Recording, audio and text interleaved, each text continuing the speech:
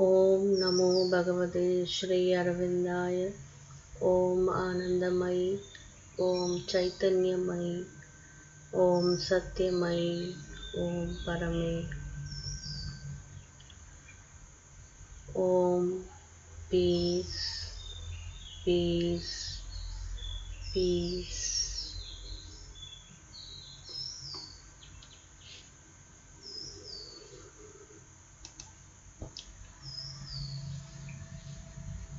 Canto 4.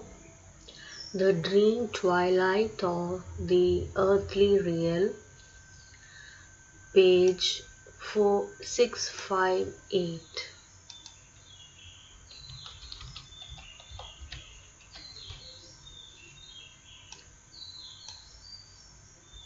The Dream Twilight of the Earthly Real. Yet, in the exact inconscient stark conceit, in the casual error of the world's ignorance, a plan, a hidden intelligence is glimpsed. There is a purpose in each stumble and fall.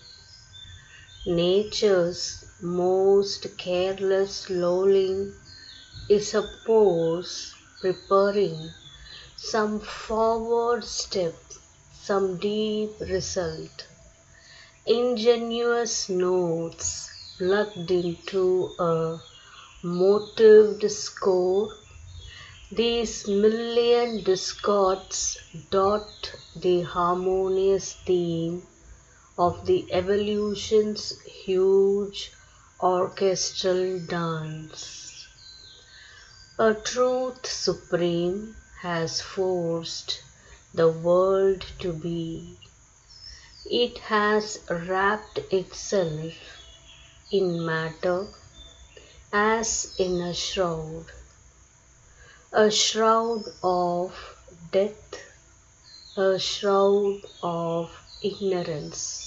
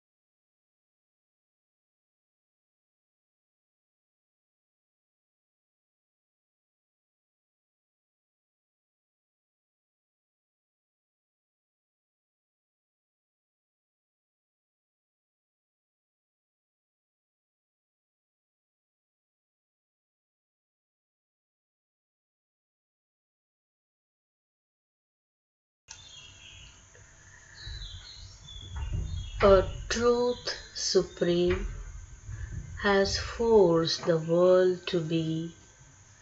It has wrapped itself in matter as in a shroud, as shroud of death, as shroud of ignorance. It compelled the suns to burn through silent space, flame signs of its uncomprehended thought in a wide brooding ether's formless muse. It made of knowledge, a veiled and struggling light, of being a substance nascent, dense, and dumb, of bliss the beauty of an insentient world. In finer things the conscious infinite dwells. Involved it sleeps in matter's helpless trance. It rules the world from its sleeping senseless void. Dreaming, it throws out mind and heart and soul to labor crippled, bound on the hard earth. A broken whole, it works through scattered points. Its gleaming shards are wisdom's diamond thoughts. Its shadowy reflex are ignorance. It starts from the mute mass in countless jets. It fashions a being out of brain and nerve, a sentient creature from its pleasures and pangs, a pack of feelings obscure, a dot of sense survives a while answering the shocks of life. Then, crushed or its force spent, leaves the dead form, leaves the huge universe in which it lived, an insignificant, unconsidered guest. But the soul grows concealed within its house. It gives to the body its strength and magnificence.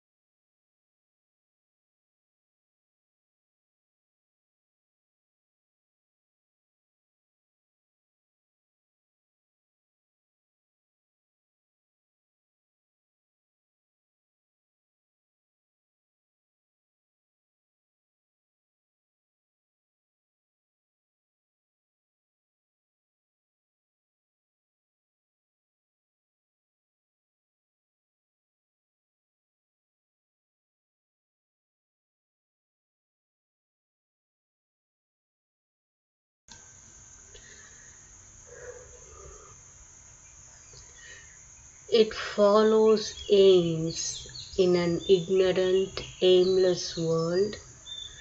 It lends significance to Earth's meaningless life. A demigod animal came thinking man.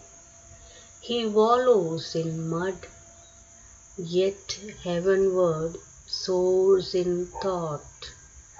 He plays and ponders, laughs and weeps, and dreams, satisfies his little longings like the beast.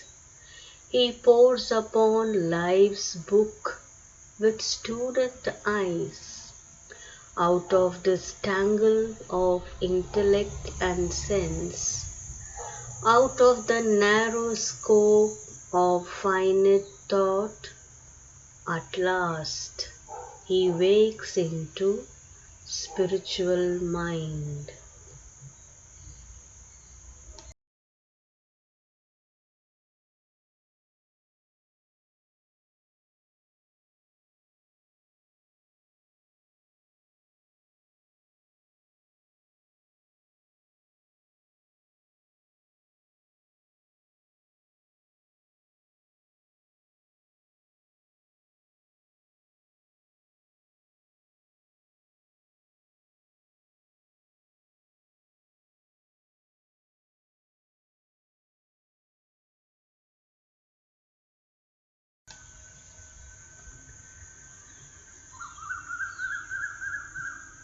A high liberty begins, and luminous room. He glimpses eternity, touches the infinite. He meets the gods in great and sudden hours. He feels the universe as his larger self,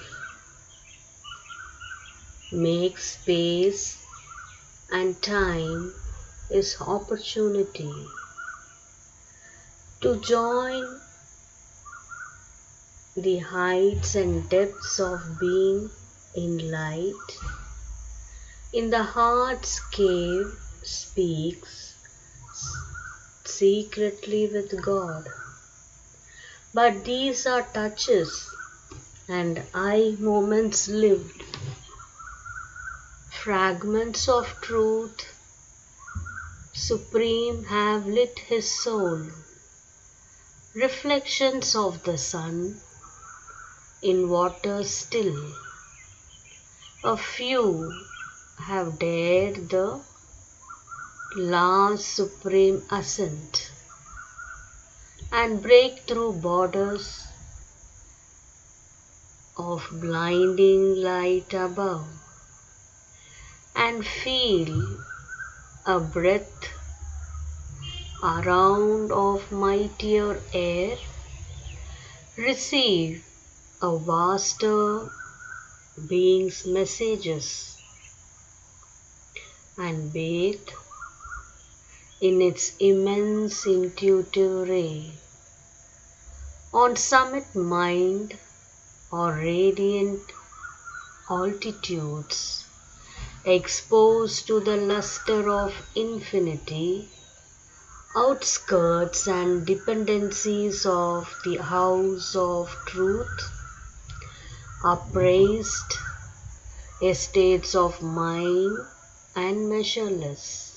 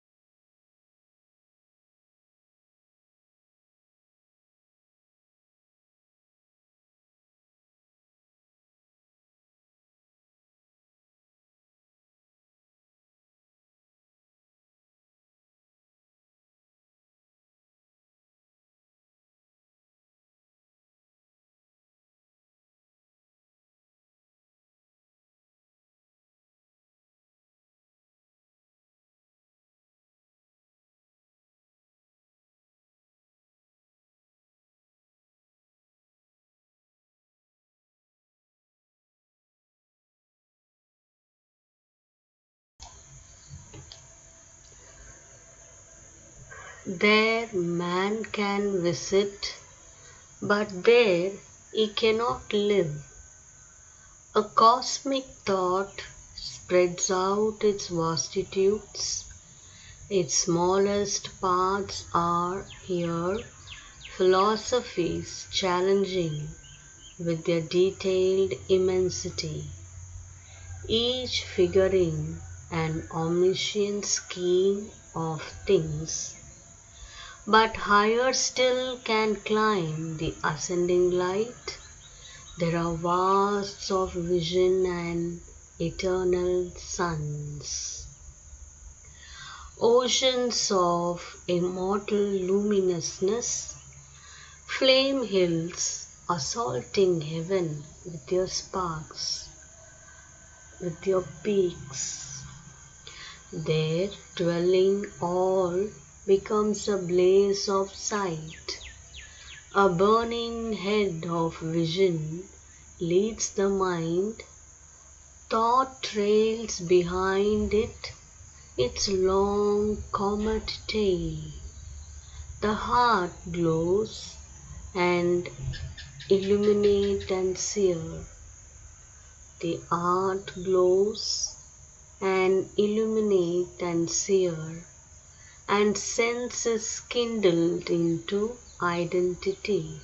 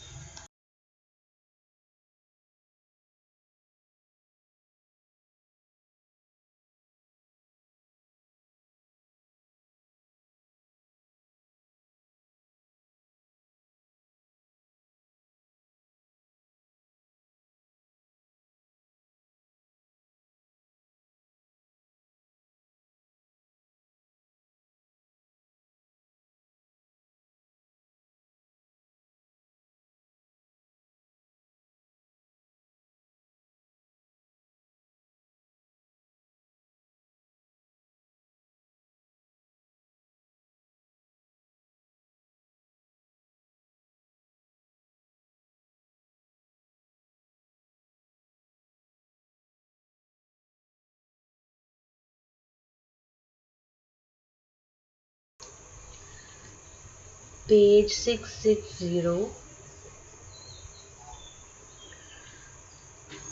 A highest flight climbs to a deepest view in a wide opening of its native sky.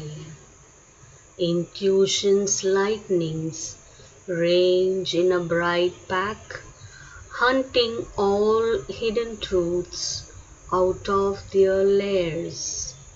Its fiery edge of seeing absolute cleaves into locked, unknown retreats of self, rummages the sky recesses of the brain, lights up the occult chambers of the heart. Its spear point, ictus of discovery, pressed on the cover of name, the screen of form, strips bare the secret soul of all that is, though thought there has revelation's sun-bright eyes. The word, a mighty and inspiring voice, enters truth's inmost cabin of privacy and tears away the veil from God and life.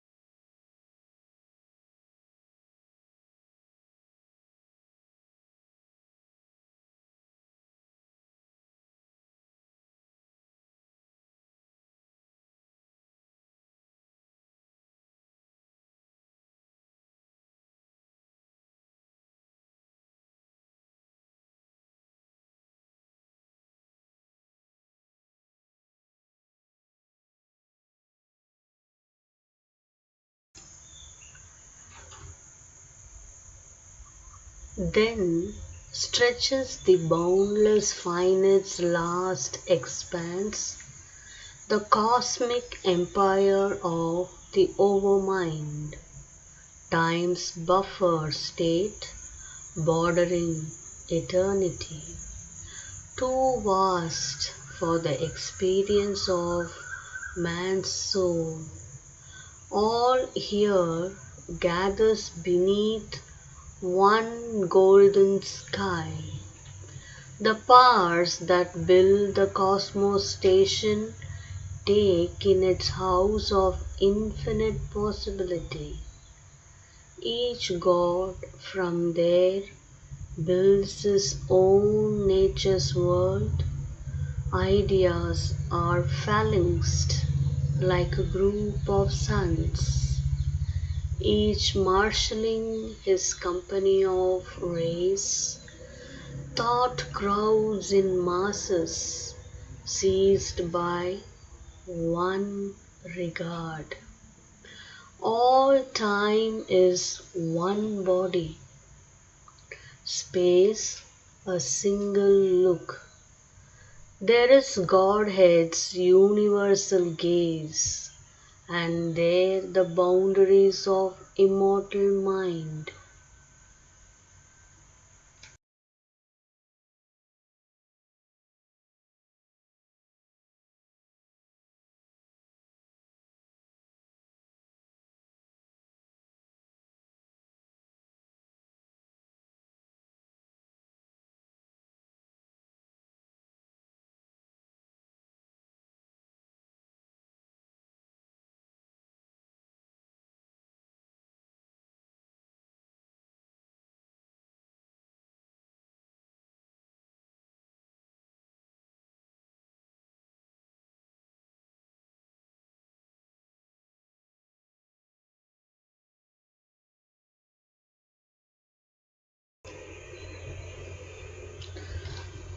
The line that parts and joins the hemispheres closes in on the labor of the gods, fencing eternity from the toil of time.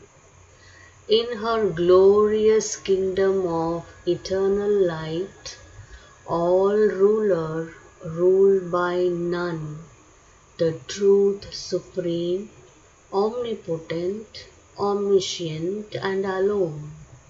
In a golden country keeps a measureless house. In its corridor she hears the tread that comes out of the unmanifest, never to return, till the unknown is known and seen by men. Above the stretch and blaze of cosmic sight, above the silence of the wordless thought, formless creator of immortal forms, nameless, investitured with the name divine, transcending time's hours, transcending timelessness, the mighty mother sits in lucent calm and holds the eternal child upon her knees, attending the day when he shall speak to fate.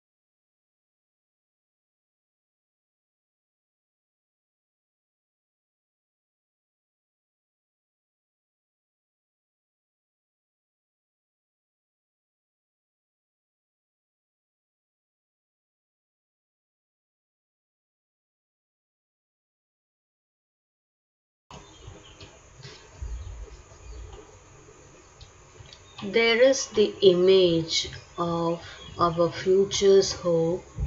There is the sun for which all darkness waits. There is the imperishable harmony. The world's contradictions climb to her and are one. There is the truth of which the world's truths are shreds, the light of which the world's ignorance is the shade, till truth draws back the shade that it has cast.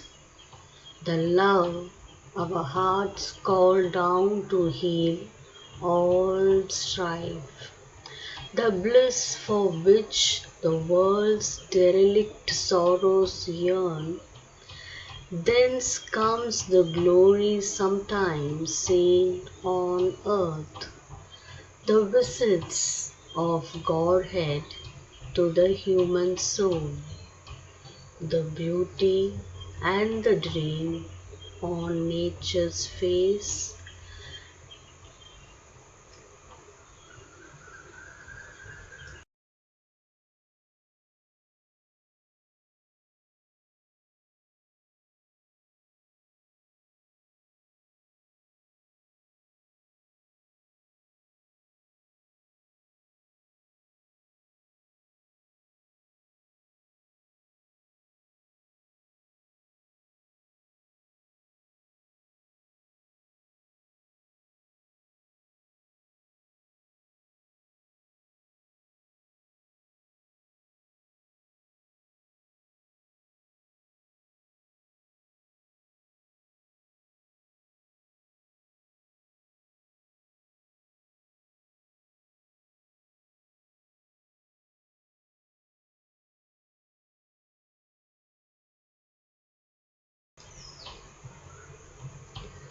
There the perfection born from eternity calls to it the perfection born in time, the truth of God surprising human life, the image of God overtaking finite shapes.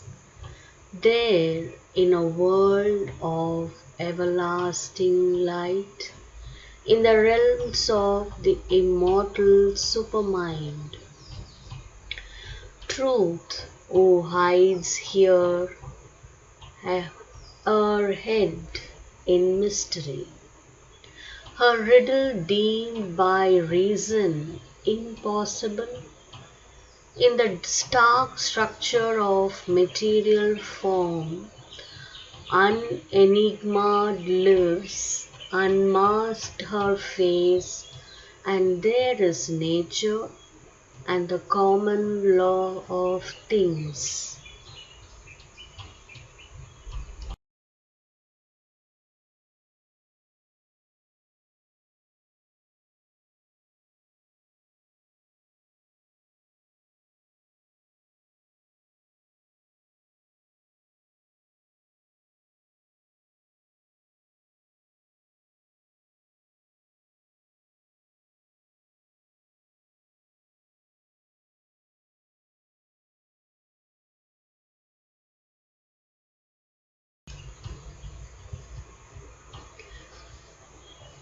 There, in a body made of spirit stuff, the hearthstone of the ever-living fire, action translates the movements of the soul, thought steps infallible and absolute, and life is a continual worship's rite, a sacrifice of rapture to the One, a cosmic vision, a spiritual sense, feels all the infinite lodged in finite form, and seeing through a quivering ecstasy of light, discovers the bright face of the bodiless. In the truth of a moment, in the moment's soul, can sip the honey wine of eternity.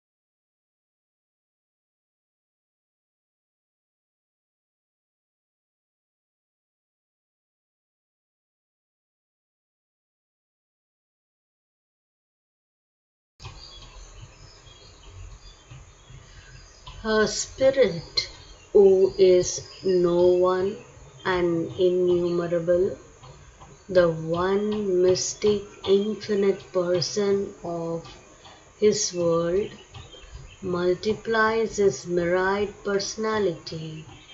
On all his body seals his divinity stamp, and sits in each immortal and unique. The immobile stands behind each daily act, a background of the movement and the scene, upholding creation on its might and calm, and change on the immutable's deathless poise. The timeless looks out from the travelling hours. The ineffable puts on a robe of speech, where all its words are woven like magic threads, moving with beauty, inspiring with their gleam, and every thought takes up its destined place, recorded in the memory of the world. The truth supreme, vast, and impersonal fits faultlessly the hour and circumstance. Its substance a pure gold, ever the same, but shaped into vessels for the Spirit's use.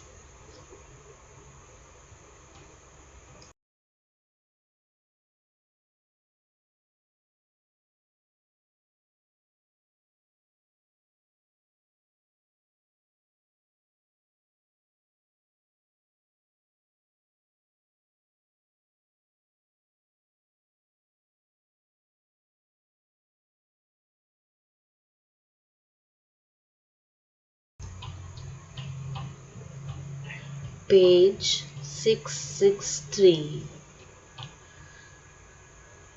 Its gold becomes the wine jar and the vase. All there is a supreme epiphany. The all-wonderful makes a marvel of each event. The all-beautiful is a miracle in each shape. The all-blissful smits with rapture the heart's throbs. A pure celestial joy is the use of sense. Each being there is a member of the self, a portion of the million-thoughted all, a claimant to the timeless unity. The many's sweetness, the joy of difference, edged with the intimacy of the one. But who can show to thee truth's glorious face? Our human words can only shadow her. To thought she is an unthinkable rapture of light. To speech a marvel inexpressible. O death, if thou couldst touch the truth supreme, thou wouldst grow suddenly wise and cease to be. If our souls could see and love and clasp God's truth, its infinite radiance would seize our hearts, our being in God's image be remade, and earthly life becomes the life divine.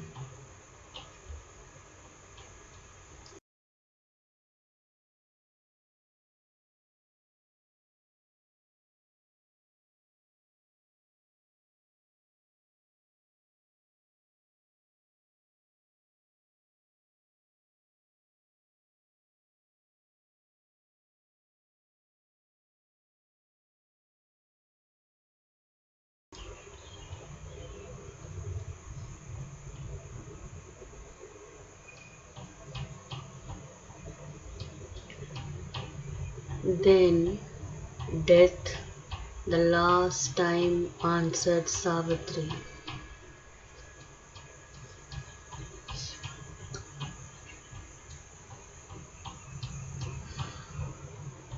If truth supreme transcends her shadow here, severed by knowledge and the climbing vast, what bridge can cross the gulf that she has left between her and the dream world she has made? Or who could hope to bring her down to men and persuade to tread the harsh globe with wounded feet, leaving her unapproachable glory and bliss, wasting her splendor on pale earthly air? Is thine that strength, O beauty of mortal limbs, O soul who flutterest to escape my net? Who then art thou hiding in human guise? Thy voice carries the sound of infinity. Knowledge is with thee. Truth speaks through thy words. The light of things beyond shines in thy eyes.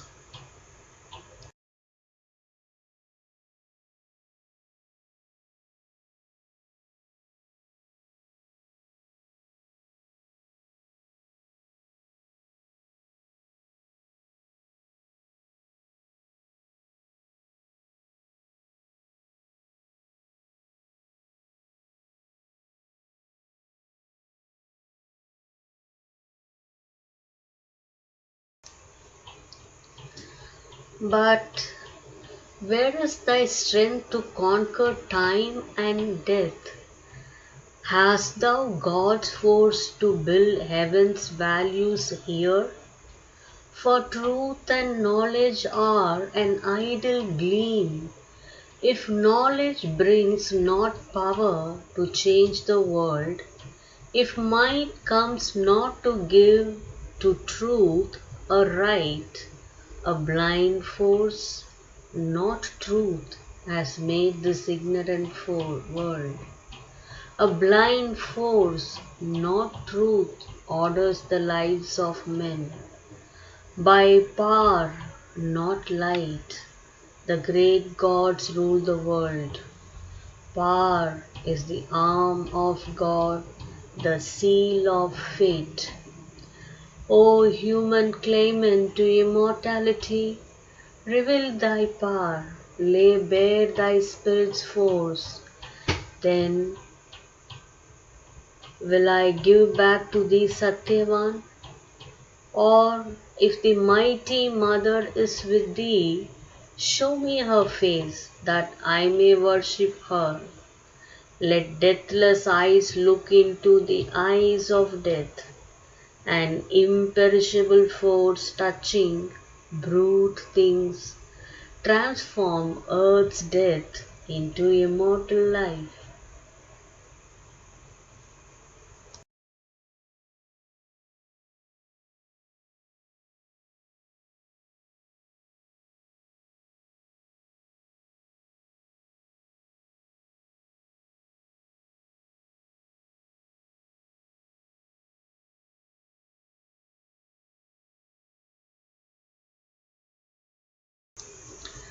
Then can thy dead return to thee and live? The prostrate earth perhaps shall lift her gaze and feel near her the secret body of God, and love and joy overtake fleeing time. And Savitri looked on death and answered not. Almost it seemed as if in a symbol shape the world's darkness had consented to heaven light, and God needed no more the inconscient scream. A mighty transformation came on her. a halo of the indwelling deity, the immortal's luster that had lit her face and tinted its radiance in her body's house, overflowing made the air a luminous sea. In a flaming moment of apocalypse, the incarnation thrust aside its veil.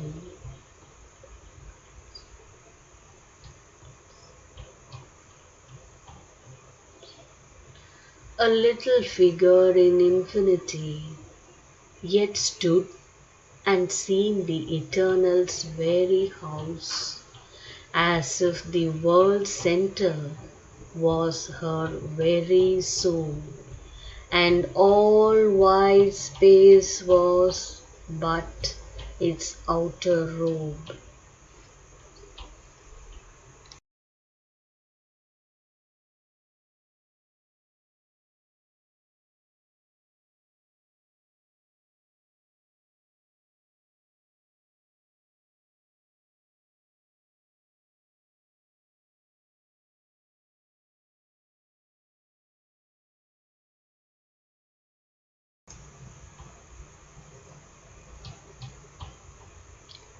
A curve of the calm hatcher of far heaven, descending into earth's humility. A curve of the calm hauteur of far heaven, descending into earth's humility. Her forehead span vaulted the omniscient's gaze. Her eyes were two stars that watched the universe. The power that from her being's summit reigned. The presence chambered in lotus secrecy came down and held the center in her brow, where the mind's lord in his control room sits. There, throned on concentration's native seat, he opens that third mysterious eye in man, the unseen's eye that looks at the unseen. When light with golden ecstasy fills his brain, and the Eternal's wisdom drives his choice, and eternal will seizes the mortal's will.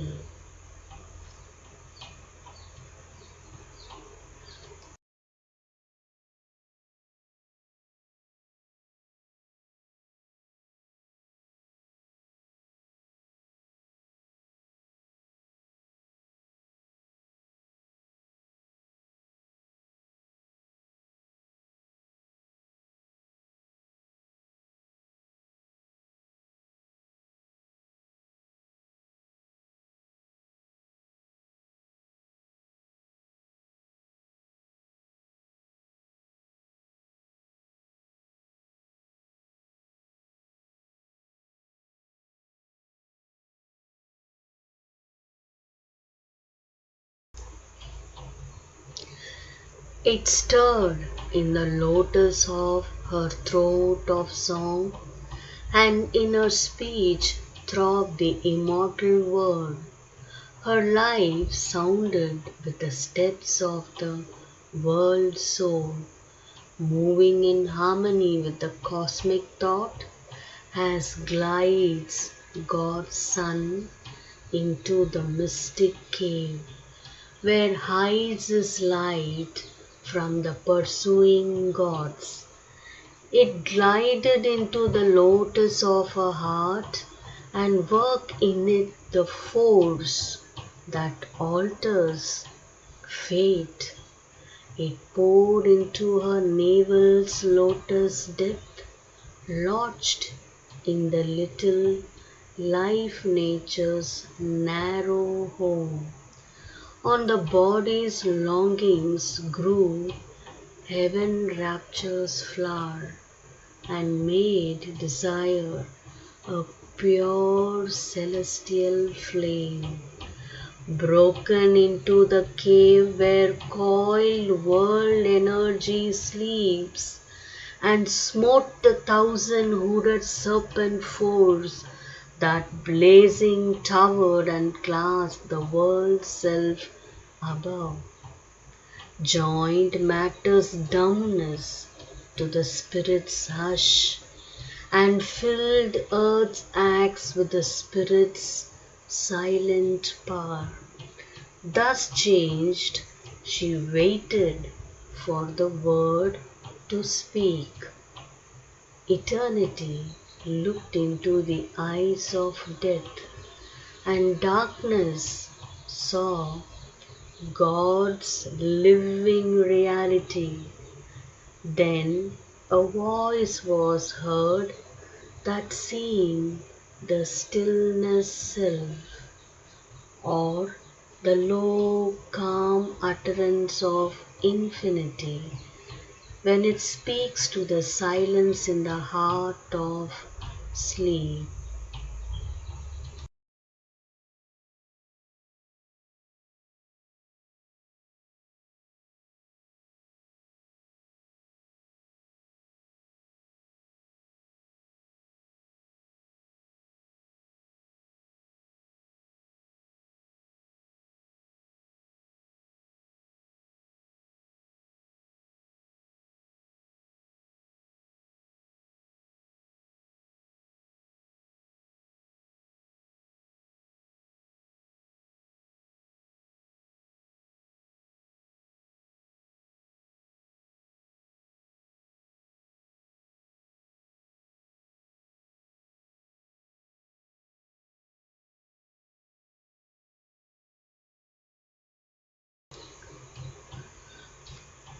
I hail thee, almighty and victorious death, thou grandiose darkness of the infinite, O void that makest room for all to be, hunger that gnawest at the universe, consuming the cold remnants of the suns, and eatest the whole world with thy jaws of fire, waster of the energy that has made the stars, inconscience, carrier of the seeds of thought, nescience in which all knowledge sleeps entombed and slowly emerges in its hollow breast, wearing the mind's mask of bright ignorance.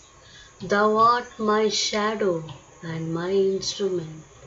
I have given thee thy awful shape of dread, and thy sharp sword of terror and grief and pain, to force the soul of man to struggle for light on the brevity of his half-conscious days. Thou art his spur to greatness in his works, the whip to his yearning for eternal bliss, his poignant need of immortality.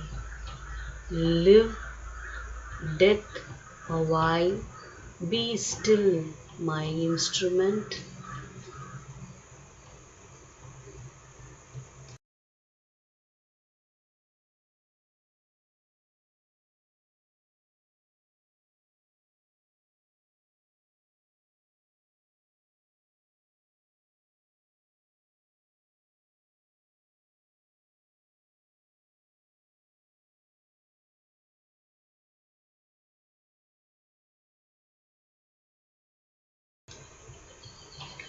One day, man too shall know thy fathomless heart of silence, and the brooding peace of night, and grave obedience to eternal law, and the calm, inflexible pity in thy gaze.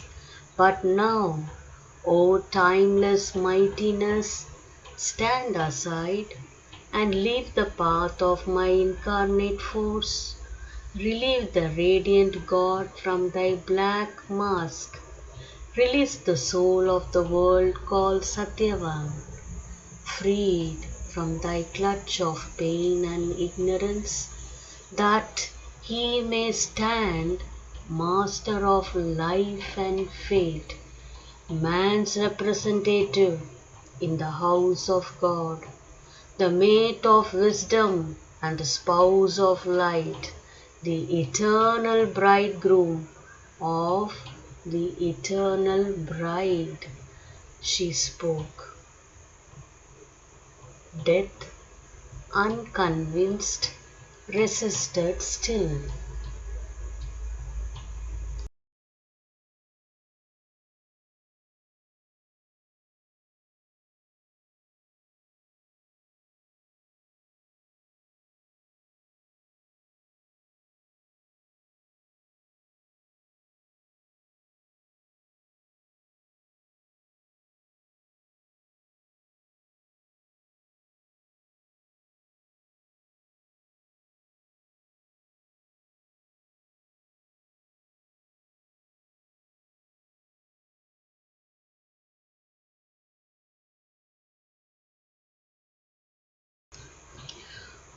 Although he knew, refusing still to know.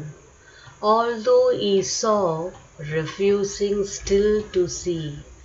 Unshakable, he stood, claiming his right. His spirit bowed, his will obeyed the law of its own nature, binding even on gods. The two opposed each other face to face. His being, like a huge fort of darkness, towered. Around it her light grew an ocean siege. Awhile the shade survived defying heaven, assailing in front, oppressing from above, a concrete mass of conscious power. He bore the tyranny of her divine desire, a pressure of intolerable force weighed on his unbowed head and stubborn breast. Light like a burning tongue licked up his thoughts. Light was a luminous torture in his heart. Light coursed a splendid agony through his nerves. His darkness muttered, perishing in her blaze. Her mastering word commanded every limb and left no room for his enormous will that seemed pushed out into some helpless space and could no more re-enter but left him void. He called to night, but she fell shuddering back. He called to hell, but sullenly it retired. He turned to the inconscient for support, from which he was born, his vast sustaining self. It drew him back towards boundless vacancy, as if by himself to swallow up himself. He called to his strength, but it refused his call. His body was eaten by light, his spirit devoured. At last he knew defeat inevitable. At last he knew defeat inevitable, and left crumbling the shape that he had worn, abandoning hope to make man's soul his prey, and forced to be mortal the immortal spirit. Afar he fled, shunning her dreaded touch, and refuge took in the retreating night.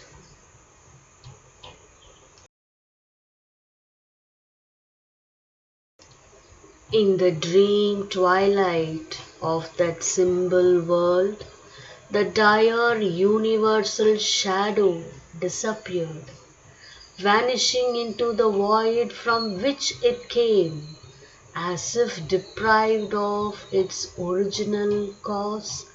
The twilight realm passed fading from their souls, and Satyavan and Savitri were alone.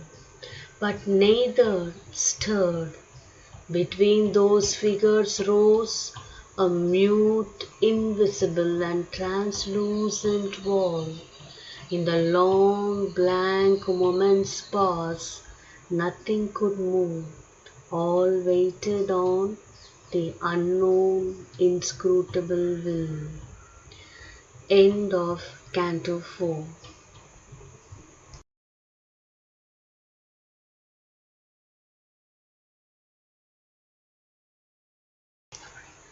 And end of Book 10.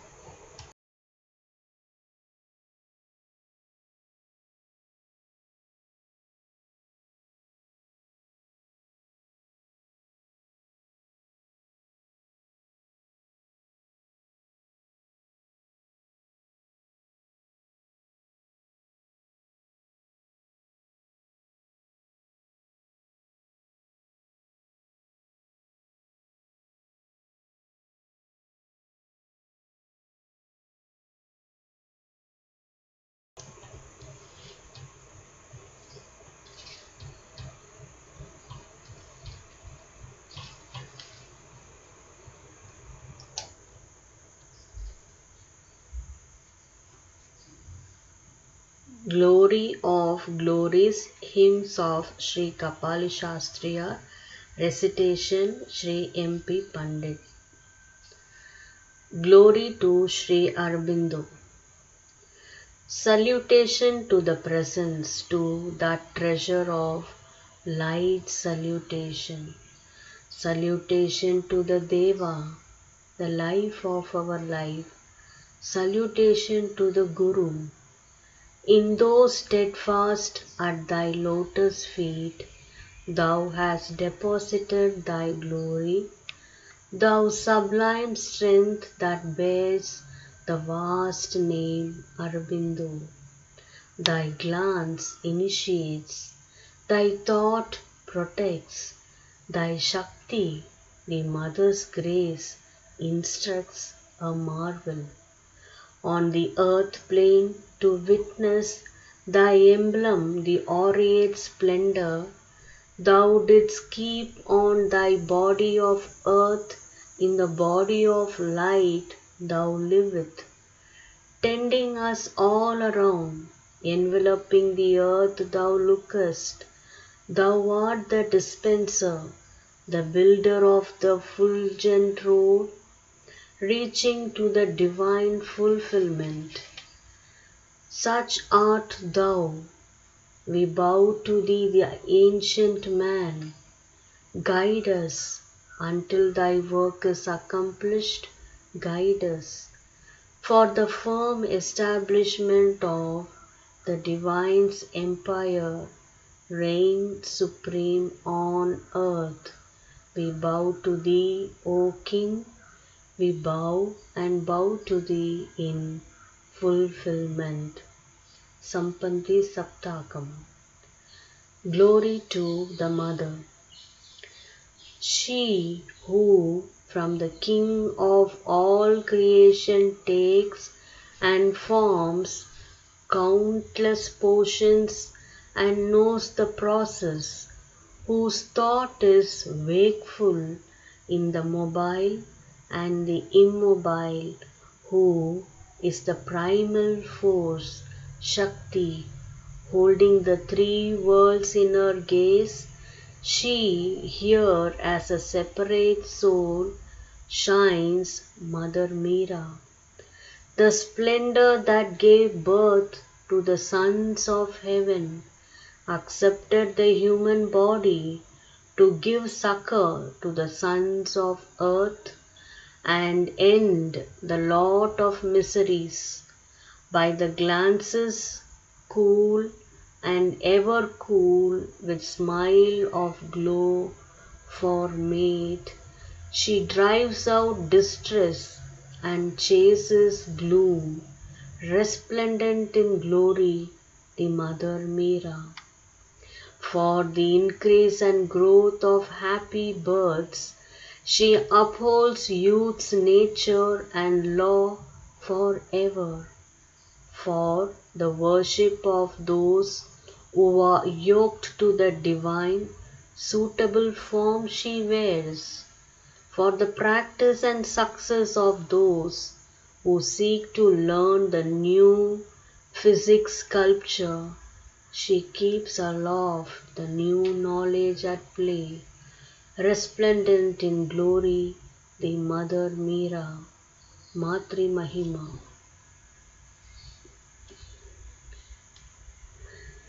Dear Mother, we surrender each one of us to the feet of the Spirit of Aurobindo, and please guide us and bless us to be vast and wide in our consciousness with Thy light. Thank you, Mother.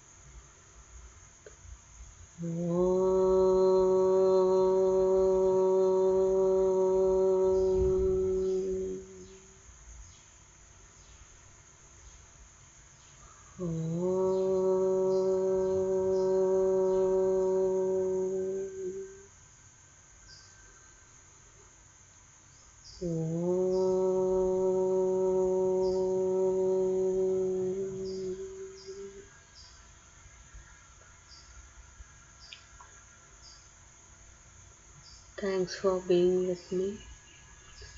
We'll see you at 9 o'clock this evening. Thank you.